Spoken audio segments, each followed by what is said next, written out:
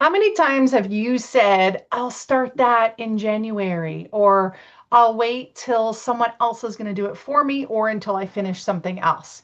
Well, if you've ever said something like that and not really gone after your goals in a timely fashion, you're going to want to listen to this episode where I talk about the problem with waiting for someday to go after your goals.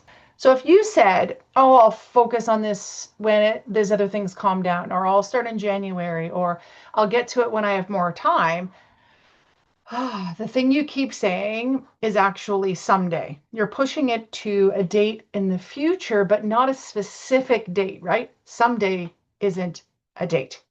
And you can be busy without moving forward. I know with my one woman show read through, I kept saying, "Oh, I'm going to do it this time and this time." And then now I have to check with the theater.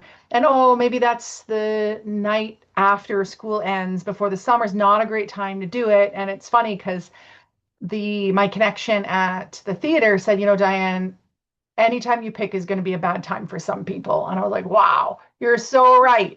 You're so right. And so I just had to do it.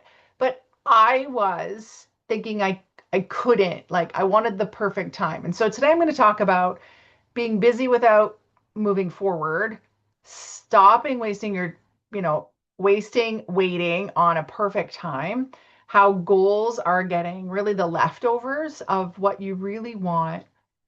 Good thing you don't need more discipline and you don't need another five goals. So I'm going to just kind of go through each of those pretty succinctly and quickly in order to kind of kick you off, not kick your butt, but kick you off to a good start to getting these things moving. And so you can be busy without moving forward, right? So most of the women that I work with, they aren't sitting around doing nothing. They're doing so many things. They're doing a lot.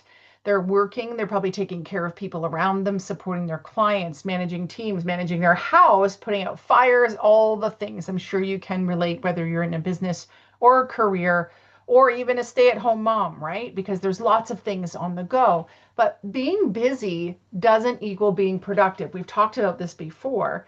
And getting things done and moving towards what you actually want is where we want to get you going.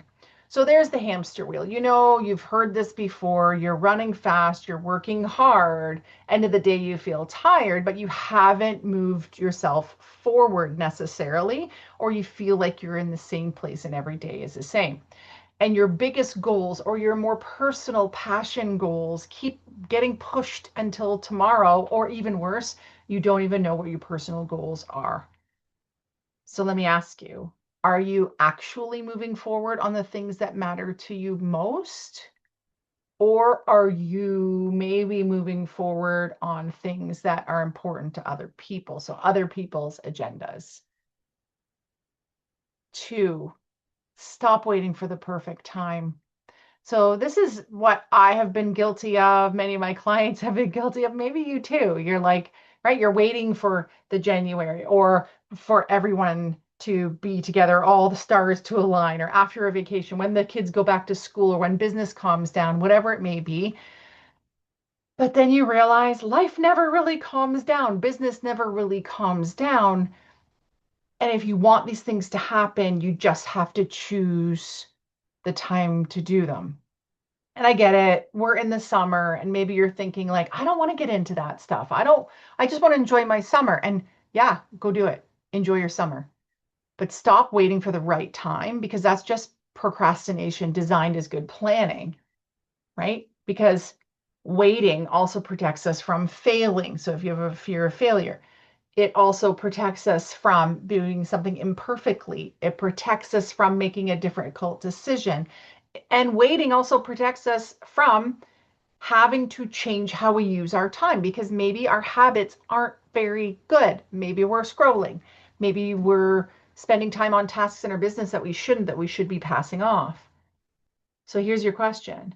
What are you waiting for before you give yourself permission to start? What are you waiting for? Is it just a good excuse, or do you feel like it's a good reason? Now, sometimes it is a good reason, right? I've got this project. When this project finishes, I got this big client when that finishes. But have you given yourself a date? Have you put it in your calendar? I don't want to be tough on you, but this is more one of those things where it's like, I want this for you, right? I want this for you. So the third one is like really your goals are just getting the leftovers of your time, of your energy, of your resources, of your priorities. They're really low on your list potentially. And we often follow through more easily when someone else is depending on us, right? And so we have a client deadline, we do it. Our kids need something, we do it. Our team needs an answer, staff needs an answer, boss needs an answer, we do it. Our own goals, we're just going to push those back and push those back and push those back. Your most important goals, they can't live in the leftover spaces because there aren't usually any leftover spaces. We find a reason to fill them, something comes up, someone asks for something.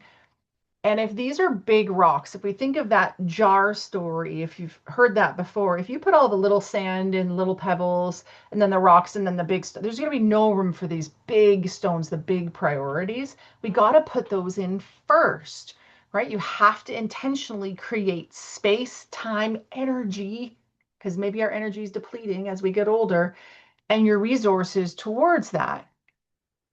I have put things off that I've wanted to do. I sat on my book for a year, probably. It wasn't until I pre-sold 350 copies of it to a women's convention that I was showing up as the opening and closing keynote speaker that it actually had to happen.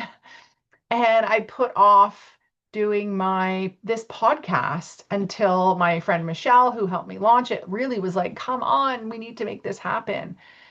And these were important to me, important in my business growth, important in my personal growth. And I kept putting them off, putting them off, putting them off. Because there's always something that's going to feel more urgent. Can you relate to that? So with number 4, maybe you don't need more discipline. Maybe you don't, right? So when we don't follow through on something, we often blame ourselves. So it's like you maybe know you want to do the book or launch the podcast or write that keynote or go on that bucket list trip or start crocheting. I don't know what your personal wants are, but you might start asking yourself, why am I procrastinating? Why can't I be more disciplined? Why can't I just get this done? Why can't I just get started? And first of all, in coaching, why is the most terrible question. So if you need to ask yourself those, you could ask yourself, what is having me procrastinate? What is causing me to not be as disciplined? What is holding me back from just getting this thing done? And maybe what's missing is clarity about what you really want, right? Because when you don't know what you want, it's really hard to go for it. Then the next step, the realistic plan. So maybe you're like, I want to write a book, but I have no idea how to get there. Side note, if you do want to write a book or you have a written book, my team can help you to put that together. You don't need to spend tens of thousands or multiple thousands to go and get it done. We can help you with that. And I've got some strategies if you're having trouble actually writing it. So side note there.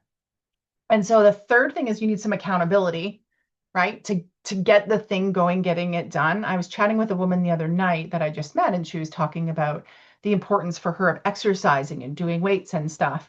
And she said, these are top priorities for me, but she still has joined a class to be accountable. Because she's like, I show up and I know I have to show up to do it. And that's the same with me with my personal training. I have to show up to do it. And then we both do better when we are there, right? We do things we don't want to do. We do things we know are good for us, but we maybe wouldn't have done them as hard or with as heavy weights. And also support. You need support because it's not always an easy path to get through. And it's not always the things you know how to do. And so having the support to get these things going is really going to help you to get there. You can be extremely capable and you can still benefit from not doing everything alone, right? Smart people hire others to help them move forward. And maybe you don't have a motivation problem at all. I'm going to talk about that in future episodes. But let's go to number 5. Don't add another 5 goals. When you ask yourself really deeply, this is the work that I do about like, what do you want? And you get clear on that answer, it isn't adding like 5 new goals to your plate. It's just maybe the one thing that you've been putting off and asking yourself, like, do I really want this? What makes this matter to me? What would change in my life when I follow through, not if? And what is stopping me? So then you get the clarity also around, is it procrastination? Is it perfectionism? Do I not have the clarity in the first place? Do I have too many priorities? Do I have a lack of support? Because what I'd love for you to do is turn that someday into a decision. Someday on one goal that you've been putting out, right? Make a decision on that one specific action that you could take even this week.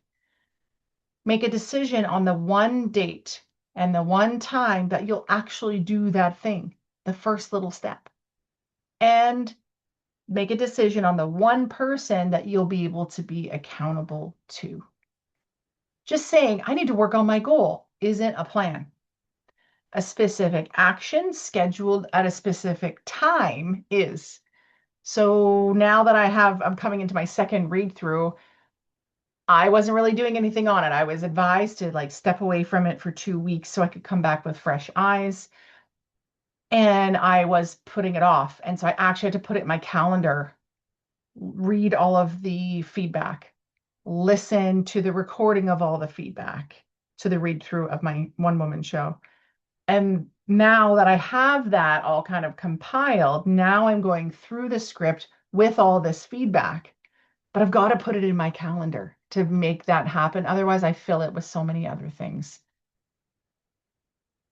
This is why I want to tell you that your goals deserve more than your leftover time. That makes sense, right?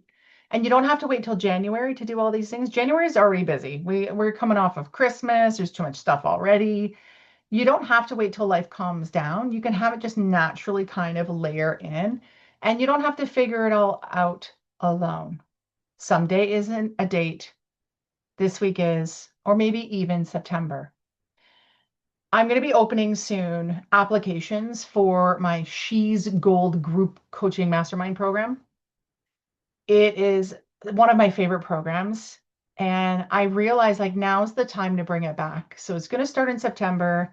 It's for those who want clarity around what they want, or at least like how to bump it to that next level, a clear plan for moving that forward, coaching support from me, mastermind support from the other women in the program, and accountability from all of us to follow through.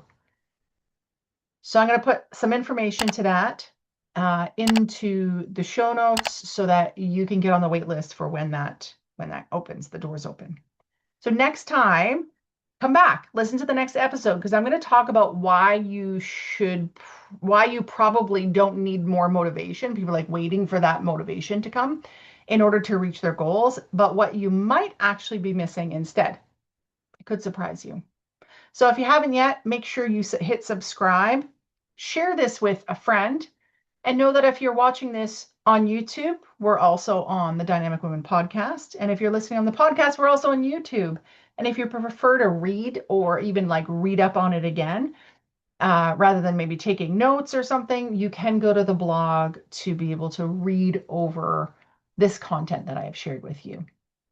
Until next time, stay dynamic. Bye.